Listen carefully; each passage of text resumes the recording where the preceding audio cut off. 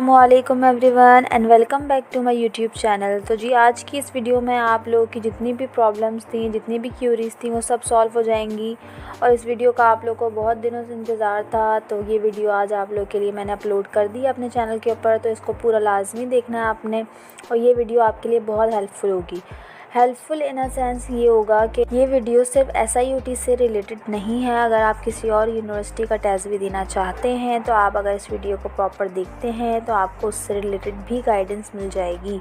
तो इस वीडियो में मैं आपको ये बताने वाली हूँ कि आपने टेस्ट के लिए तैयारी कैसे करनी है और सब्जेक्ट्स कौन कौन से होंगे। ठीक है, थोड़ी बहुत चीज़ें जो हैं वो SIUT में नो डाउट चेंज हुई हैं। जो मेरी प्रीवियस वीडियोज़ है वो मैंने कोई 1.5 साल पहले अपलोड की थी।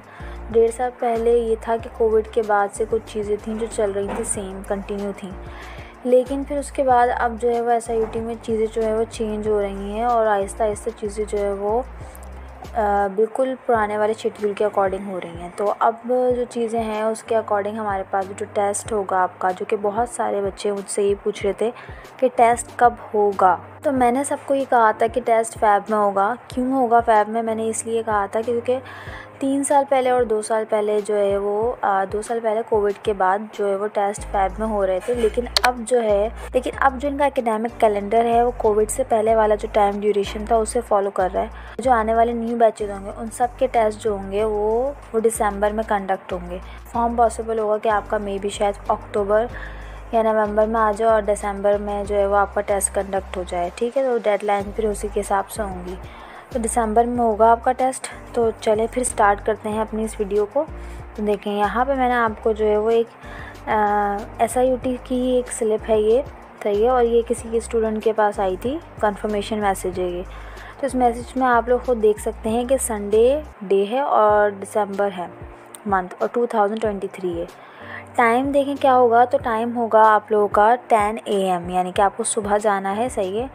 और आप लोग एटलीस्ट अगर आधा घंटा पहले पहुंचते हैं तो ये आपके लिए ज़्यादा बेनिफिशियल होगा, क्योंकि फिर वो आपको ऑडिटोरियम का बताएंगे कि आपको कौन से ऑडिटोरियम में जाना है। आपकी चेकिंग वगैरह होगी, फिर आपको जो है वो आपके ID कार्ड्स बताए जाएंगे कौन से हैं, क्या है, रोल नंबर क्या होगा, सारी चीज़ें करने में फिर आपको पता है जिन्होंने अगर MCAT दिया है, जो देंगे अब MCAT, उसके बाद जो है वो फिर आपको ये बताया जाएगा कि आपने कौन से गेट नंबर पे आना है। हमारे पास SIUT की जो बिल्डिंग है उसमें अलग अलग गेट्स होते हैं, गेट 1, 2, 3 एंड 4। तो आपको ये बताया जाएगा कि आपने जो है वो कौन से गेट नंबर पे आना है इसी मैसेज के थ्रू। और इसके अलावा फिर आपको जो है वो ये भी बताया जाएगा साथ साथ कि आप अपने साथ क्या ला सकते हैं ना। तो आप अपने साथ एक अदद कैलकुलेटर ला सकते हैं, जो सिंपल कैलकुलेटर अलाउ होता है। बाकी अपने बॉल पेन, आपने जो पेंसिल लेकर आनी है, जो भी आप चीज़ें साथ में लाना चाह रहे हैं, पेंसिल, पेन, बॉल पेन, तो वो सब आप रख सकते हैं। ये आप लोग चीज़ें जो है वो साथ लेके जा सकते हैं अपनी। ठीक है, इसके बाद फिर अगर मैं आपको ये कहूँ कि भाई सब्जेक्ट्स कौन कौन से होंगे, तो मेरी प्रीवियस वीडियो में मैंने आपको ये बात बताई थी। सब्जेक्ट्स जो होंगे वो आपके बायो, केमिस्ट्री, फ़िज़िक्स और इंग्लिश होंगे। साथ में मैंने कहा था कि आपका IQ बेस्ड भी एक सेक्शन होगा। तो जो IQ बेस्ड सेक्शंस होंगे अब उनमें मैथ्स होगी, सही है। तो मैथ्स कौन सी होगी, कोई इतनी हार्ड नहीं होगी, सही है। कोई आपसे इंजीनियरिंग से रिलेटेड या इंजीनियरिंग के थ्योरम्स नहीं पूछ लिए जाएंगे, आपसे सिंपल बेसिक मैथ के सवाल पूछे जाएंगे जो आपको मल्टीपल चॉइस क्वेश्चन के फॉर्म में दिए जाएंगे। मीन, मीडियन, मॉड, इस तरह के सवाल होंगे, तो आप लोग इजीली कर सकते हैं। लेकिन फिर भी मैं उसकी प्रैक्टिस करवाऊंगी। अपनी एक वीडियो मैंने इस चैनल पर अपलोड करनी है, उसमें मैं आपको मैथ्स से रिलेटेड बताऊंगी किस तरह के सवाल आएंगे। ओके जी, क्लियर हो गए यहाँ तक सब कुछ। तो अब हमने बात करनी है बायो की।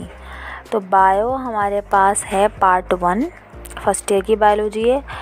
अब देखिए, मैं अपनी इस पूरी वीडियो के थ्रू हर टॉपिक आपको अगर समझाने भी बैठती हूँ तो हमारे पास इतना टाइम नहीं है कि हम सारी चीज़ें एक वीडियो में कवर कर सकें। तो अब आप लोगों की साइड से थोड़ी सी एफ़र्ट्स डालने की ज़रूरत है, और आप लोगों ने ये काम करना है कि आपने ख़ुद से अपने तौर पे टॉपिक्स प्रिपेयर करने हैं।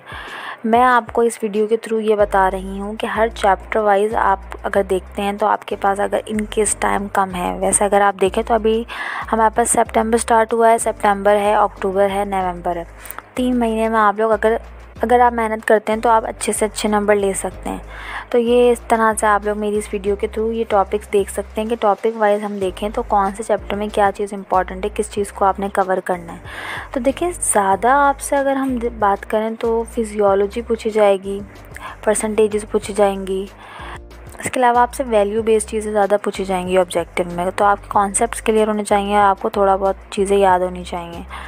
चैप्टर 1 आपके पास होता है फर्स्ट ईयर का, वो है बायोलॉजिकल मॉलिक्यूल्स। तो इसमें आपके पास ये टॉपिक्स होंगे। इन टॉपिक्स में अब जो यहाँ पे मैंने आपको रेड स्टार बना के दिखाए हैं ना, इनका मतलब ये है कि ये ज़्यादा इंपॉर्टेंट टॉपिक्स है, तो आपने इनको और ज़्यादा अच्छे से करना है। तो जैसे कि हमने बात की कि चैप्टर 1 में बायोलॉजिकल मॉलिक्यूल्स है, इसमें हमारा ये टॉपिक बहुत इंपॉर्टेंट है, जिसे हम कहते हैं परसेंटेज ऑफ सेल कंपोजिशन। फिर हमारे पास जो हमारा टॉपिक है ये है बायोलॉजिकल प्रॉपर्टीज़ ऑफ वाटर। इसमें आपने इसकी सारी फिजियोलॉजी याद कर लेनी है कि कौन सी प्रॉपर्टी में क्या कॉन्सेप्ट है, कि हाइड्रोफोबिक एक्सक्लूजन क्या होता है, हाइड्रोजन बॉन्डिंग्स क्या होती हैं, इसके अलावा एनामोलस बिहेवियर का क्या मतलब है, और फिर केसेस वाइज इसको जो है वो स्टडी भी कर लीजिएगा, एग्जाम्पल के साथ याद कर लीजिएगा। नेक्स्ट फिर है हमारे पास कार्बन, उसकी वैलेंसीज, कंडेंसेशन क्या होता है, हाइड्रोलिसिस क्या होता है, कंडेंसेशन के प्रोसेस में कितने वाटर के मॉलिक्यूल बनेंगे, कितने मॉलिक्यूल्स की फॉर्मेशन हो रही है अगर 10 मोनोमर्स ऐड हो रहे हैं तो, और सही है, मतलब अगर 10 मोनोमर्स ऐड हो रहे हैं तो हमारे पास कितने वाटर मॉलिक्यूल की फॉर्मेशन हो रही है। हाइड्रोलिसिस का अपोजिट होता है, तो इसमें कितने वाटर मॉलिक्यूल्स की ब्रेक डाउन हो रही है, तो ये सब आपको पता होना चाहिए। सिनेरियोज आ सकते हैं ऐसे, न्यूक्लिक एसिड्स हो गए, डीएनए हो गए, डीएनए का स्ट्रक्चर आपने पढ़ना है पूरा, ठीक है।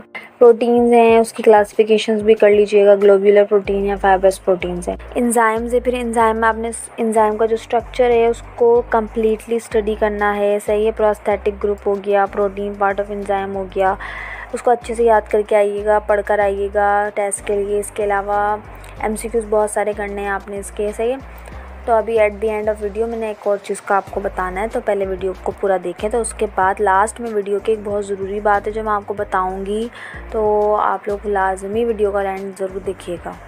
उसके बाद फिर हमारे पास है मैकेनिज़्म ऑफ एंजाइम एक्शन, कि एंजाइम काम कैसे करते हैं, इसका कॉन्सेप्ट आपको पता होना चाहिए। एक्टिवेशन एनर्जी का कॉन्सेप्ट पता होना चाहिए। फैक्टर्स अफेक्टिंग एंजाइम एक्टिविटी, ये भी इंपॉर्टेंट टॉपिक है बहुत, इसमें आपको सारे फैक्टर्स का पता होना चाहिए। फैक्टर ऑफ टेम्परेचर, पीएच, इसके अलावा effect of concentration of substrate and enzyme, तो ये सब आप पढ़ के आइएगा। Inhibition mechanism of enzyme activity, ये सब पढ़ कर आइएगा। नेक्स्ट चैप्टर 3 है, तो चैप्टर 3 में हमारे पास जो है वो आपका न्यूक्लियस इंपॉर्टेंट है टॉपिक यहाँ से, और डीएनए इंपॉर्टेंट है। बाकी के टॉपिक्स भी आप लोग पढ़ लीजिएगा।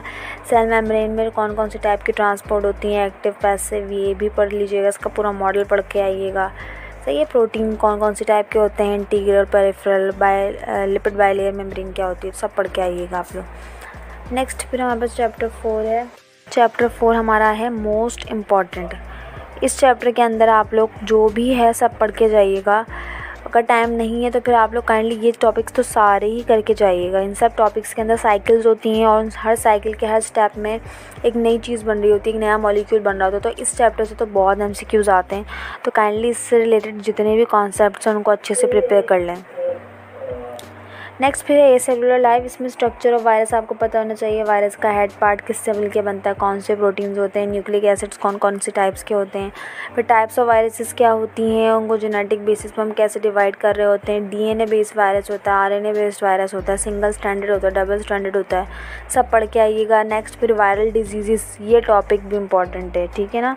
वायरस से कौन कौन सी डिजीज़ होती हैं, कौन सा वायरस कौन सी डिजीज़ कॉज करवाता है, रेट्रो वायरस कौन सी करवाते हैं, रैप्डो कौन सी करवाते हैं, पॉक्स वायरस कौन सी कॉज करवाता है, पोलियो वायरस कौन सी डिजीज़ कॉज करवाता है, इसकी ट्रांसमिशन क्या होती है, कैसे ट्रांसमिट होता है। हर वायरस जो होता है वो 3 तरीक़ों से ट्रांसमिट होता है, या तो आइदर कॉन्टैक्ट ट्रांसमिशन होती है, या एयरबोर्न होती है, या ड्रॉपलेट होती है। तो इस तरह से हमारे पास वायरस की ट्रांसमिशन होती है। बाकी HIV वगैरह के और फर्दर ट्रांसमिशन मोड्स होते हैं, बट ये कॉमन हमारे पास ट्रांसमिशन मोड्स होते हैं। इसके अलावा सिम्टम्स आपको पता होना चाहिए।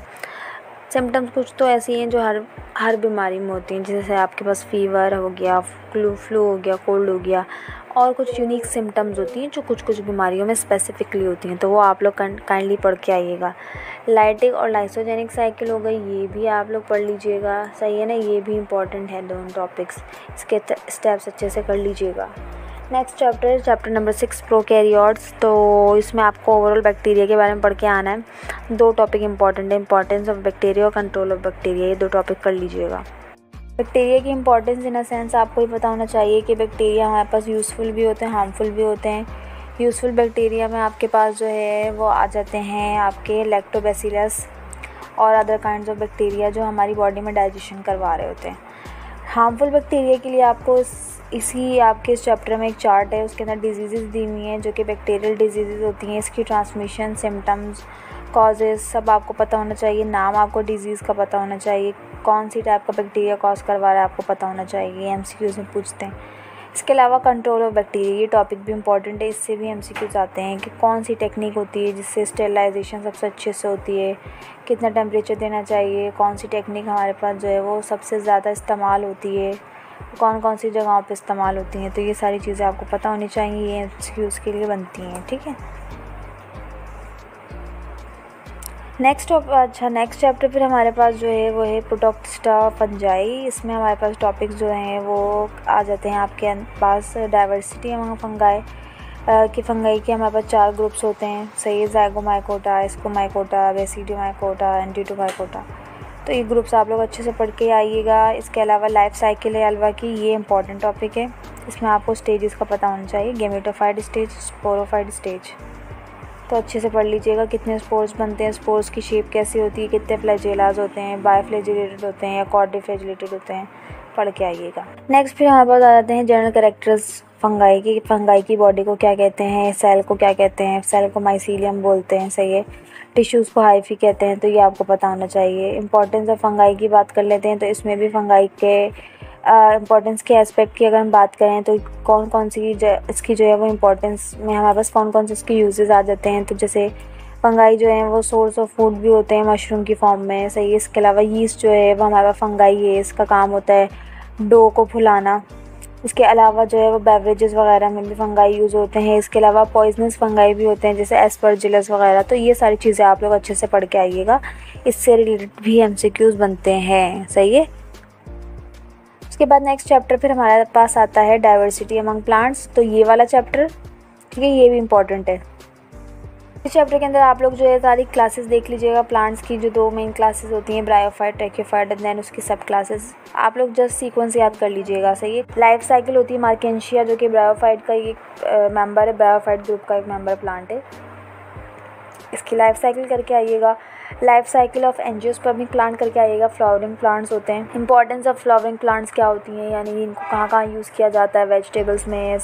इसके अलावा जो है वो वुड से हम जो है वो जो सेंट वगैरह एक्सट्रैक्ट कर रहे होते हैं उसमें, तो इनकी बेशुमार इंपॉर्टेंस है। ईडेबल हमें फ्रूट्स और वेजिटेबल्स मिलती हैं इस क्लास से, तो बहुत सारी इंपॉर्टेंस है, वो सब पढ़ के आइएगा। इसके अलावा इनकी जो फैमिलीज़ होती हैं प्लांट्स की, वो भी पढ़ के आइएगा, ठीक है। तो आप अपने तौर पे कोई ऐसी चीज़ ना छोड़ें जो आगे जाके आपके लिए जो है वो प्रॉब्लम क्रिएट करे। और दूसरा ये कि ये जो मेरी वीडियो है, इस वीडियो के अकॉर्डिंग अगर आप तैयारी करते हैं तो ना सिर्फ SIUT बल्कि आप अदर यूनिवर्सिटी के टेस्ट के लिए भी अच्छे से क्वालिफाई कर सकते हैं। तो इस तरह की जो आप प्रिपरेशन करेंगे तो इस प्रिपरेशन से आप कहीं का भी कोई भी टेस्ट पास कर सकते हैं। अब अनफॉर्चुनेटली हमारे पास इतना टाइम नहीं है कि हम हर एक टॉपिक को डिटेल वाइज जो है वो समझें, क्योंकि अभी मेरे चैनल पे मैंने इस तरह की वीडियोस भी नहीं डाली हैं क्योंकि स्केड्यूल बहुत बिजी होता है। तो अभी इन सब टॉपिक्स को मैं आपको समझा भी नहीं सकती। और आपका जो टेस्ट है वो होगा दिसंबर में, तो आपके पास अभी सिर्फ 2 मंथ्स हैं। तो आप लोग उस ड्यूरेशन के अंदर जहाँ से भी जो भी सोर्स मिल रही है उससे ये सारे टॉपिक्स क्लियर करके अपने कॉन्सेप्ट क्लियर कर लें और फिर चीज़ें जो है वो सॉर्ट आउट करें। दूसरा ये कि भाई आप लोगों की फरमाइश पे मैंने आप लोगों के लिए एक व्हाट्सएप ग्रुप बना दिया है, चैनल बना दिया है, जो कि आप लोग मेरी डिस्क्रिप्शन लिंक में जाएंगे चैनल की, तो वहाँ पे आपको व्हाट्सएप ग्रुप का लिंक मिल जाएगा। उस चैनल को आपने फॉलो करना है। तो जैसे जैसे मैंने आपको कहा है कि आप ये चैप्टर्स में ये टॉपिक कंप्लीट करें, तो इन्हीं टॉपिक से रिलेटेड MCQs, पास्ट पेपर्स, सब कुछ जो है वो मैं आपको PDF के फॉर्म में उस ग्रुप में उस चैनल पर अपलोड करूँगी। आप लोग वहाँ से वो सब सॉल्व करें, पढ़ते जाएं, सॉल्व करते जाएं, पढ़ते जाएं, सॉल्व करते जाएं, खुद ब खुद आपकी तैयारी हो जाएगी। साथ में मैं आंसर कीज़ भी शेयर करूँगी, तो आपने उस चैनल को फॉलो करना है और उस चैनल को फॉलो करके उस पर आपने जो है वो एक्टिव रहना है और सारे MCQs वगैरह सॉल्व करने हैं। फिर हम एक काम और करेंगे कि मैं किसी भी दिन आइदर या तो संडे एक जूम क्लास भी रख लूँगी और उस पर फिर हम लोग जो है वो जो भी चीज़ें आपको डिफ़िकल्ट लग रही होगी हम उसको भी डिस्कस कर लेंगे। तो ये मैंने जो है वो एक आप लोग की तैयारी करवाने के लिए एक जो है वो स्कीम बनाई है। तो आप लोग इस चीज़ को फॉलो करते हैं तो इंशाल्लाह आप सब पास हो जाएंगे। Don't worry about that. बस शर्त ये है कि आपने मेहनत करनी है और आपने कंसिस्टेंट रहना है। ठीक है जी। तो नेक्स्ट फिर हमारे पास चैप्टर 9 आ गया। चैप्टर 9 में भाई ये टॉपिक तो बहुत इंपॉर्टेंट है, सीलोम, सिमेट्री, टिश्यू लेयर। मतलब हमारे कौन से फाइलम में एनिमल्स के अंदर क्या टाइप ऑफ सीलोम होती है, ए सीलोमेट होते हैं, सूडो सीलोमेट होते हैं या ट्रू सीलोमिक ऑर्गेनिजम्स होते हैं। इसके अलावा सिमेट्री आपको पता होना चाहिए कि कौन से फाइलम में क्या सिमेट्री है, ए सिमेट्रिकल है, बायलेटरल सिमेट्रिकल हैं, ठीक है जी, या रेडियल सिमेट्रिकल है। हमारे पास 2 टाइप ऑफ टिश्यू लेयर्स होती हैं, डिप्लोब्लास्टिक और ट्रिप्लोब्लास्टिक। तो कौन से फाइलम में कौन सी टाइप ऑफ एनिमल्स के अंदर किस तरह की टिश्यू लेयर्स हैं, सही है जी। इसके अलावा फाइलम कॉर्डेट को आपने अच्छे से कंप्लीट कर लेना है, इसको पढ़ के आना है, इसकी सारी चीज़ें आप लोग एवोल्यूशनरी कैरेक्टरिस्टिक्स सब पढ़ लीजिएगा। और एक फाइलम पॉरीफेरा है, इसमें स्पंजिस का स्ट्रक्चर होता है, उससे रिलेटेड बहुत MCQs आते हैं, आप वो भी पढ़ लीजिएगा। नेक्स्ट हमारे पास आ जाता है चैप्टर नंबर 10। तो चैप्टर 10 के अंदर आपके पास जो है वो functions and forms of plant है। तो इसमें आपके पास ये टॉपिक बहुत इंपॉर्टेंट है, वाटर ट्रांसपोर्ट, ठीक है जी। Water potential, solute potential, osmotic pressure, इसकी आप लोगों को डेफिनेशन, सारे मैकेनिज्म्स पता होने चाहिए, कब ऑस्मोटिक प्रेशर ज़्यादा होगा, कब सॉल्यूट पोटेंशियल ज़्यादा होगा। सॉल्यूट ट्रांसपोर्ट, सोर्स और सिंक मूवमेंट, ये टॉपिक इसकी आपने पूरी फिजियोलॉजी पढ़ के आना है। माइक्रो न्यूट्रिएंट्स में जैसे आपके पास नाइट्रोजन, सल्फ़र, फॉस्फोरस है, इन सब की डेफिशिएंसी क्या कॉज करवाती है और डेफिशिएंसी से कौन सी डिजीज़ कॉज होती है, तो ये आप लोग पढ़ के आइएगा। ग्रोथ रिस्पॉन्स में आपके पास हार्मोन्स आते हैं और उनके एक्शंस आ जाते हैं, ऑक्सिन क्या काम करता है, जिबरेलिन क्या काम करता है, इसके अलावा साइटोकाइनिन क्या काम करते हैं, इथीन क्या काम करते हैं, तो ये सब आप पढ़ के आइएगा। नेक्स्ट चैप्टर फिर हमारे पास आता है चैप्टर 11, होलोजोइक न्यूट्रिशन। तो इसमें आप लोग फिजियोलॉजी ऑफ स्टमक डाइजेशन ये अच्छे से कर लीजिएगा, ये टॉपिक इंपॉर्टेंट है, और GI डिसऑर्डर। देन इसके बाद आप लोग डाइजेशन एंड प्लेनेरिया भी देख लीजिएगा, प्लेनेरिया का इंटरनल GI ट्रैक कैसा होता है, किस तरह से बना हुआ होता है, स्ट्रक्चर देख लीजिएगा। सर्कुलेशन की अगर हम बात करें तो सर्कुलेशन पे हमारे पास जो है वो स्ट्रक्चर ऑफ ह्यूमन हार्ट बहुत इंपॉर्टेंट टॉपिक है ये। तो इस टॉपिक को आपने प्रॉपर जो है वो डीपली स्टडी करके आना है। ब्लड प्रेशर बहुत इंपॉर्टेंट टॉपिक है, इसमें आपको पता होना चाहिए कि कौन कौन से कॉजेज़ ब्लड प्रेशर को एलिवेट करवाते हैं, कौन से कॉजेज़ हैं ब्लड प्रेशर को डिक्रीज़ करवाते हैं, ठीक है जी। हाइपोटेंशन, हाइपरटेंशन सब पढ़ कर आइएगा। CVDs बहुत इंपॉर्टेंट टॉपिक है, ठीक है। टाइप्स ऑफ वेसल्स, इनके स्ट्रक्चर्स हो गए, आप लोग ये सब भी पढ़ के आइएगा। नेक्स्ट इम्यूनिटी है और गैशियस एक्सचेंज है। तो इम्यूनिटी में आपके पास फर्स्ट लाइन ऑफ डिफेंस, ये इन डेप्थ आपने पढ़ना है, इसमें आपके पास केमिकल बैरियर्स आ जाते हैं।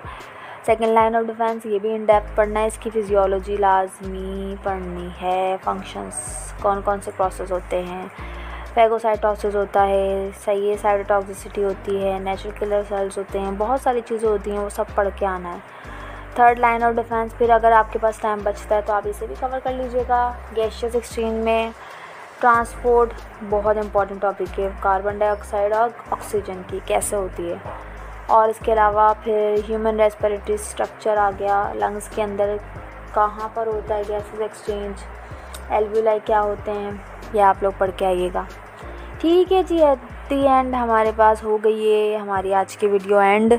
तो दोबारा से मैं बता दूं आपको कि आप लोगों ने मेरे चैनल को सब्सक्राइब करना है, फॉलो करना है, और दूसरा आप लोगों ने क्या काम करना है, आपने मेरे व्हाट्सएप ग्रुप को, जो व्हाट्सएप चैनल मैंने बनाया उसको आप लोगों ने फॉलो करना है।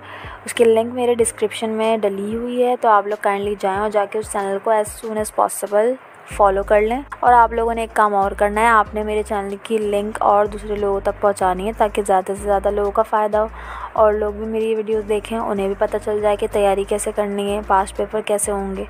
ठीक है, दूसरी चीज़ ये होगी कि अब मैं इसके बाद एक और वीडियो अपलोड करूँगी जो बायो से रिलेटेड होगी, फिर उसके बाद मैं फ़िज़िक्स के पार्ट 1 पार्ट 2 के टॉपिक्स डालूँगी, देन केमिस्ट्री पार्ट 1 और पार्ट 2 के टॉपिक्स डालूँगी। तो इस तरह से आपके तमाम जो टॉपिक्स इंपॉर्टेंट होंगे उन तमाम टॉपिक्स का आपको पता चल जाएगा। देन उसके बाद एक वीडियो बनाएंगे, उसमें हम जो है वो मैथ से रिलेटेड डिस्कस करेंगे कि मैथ के कौन कौन सी टाइप के क्वेश्चंस आते हैं, और मैं आपको सॉल्व करके भी बताऊँगी कि आपने सॉल्व कैसे करने हैं। ठीक है जी, देन अपना टाइम अच्छे से यूटिलाइज़ करें और इंशाल्लाह आप सब पास हो जाएंगे अगर आप लोग मेहनत करते हैं तो।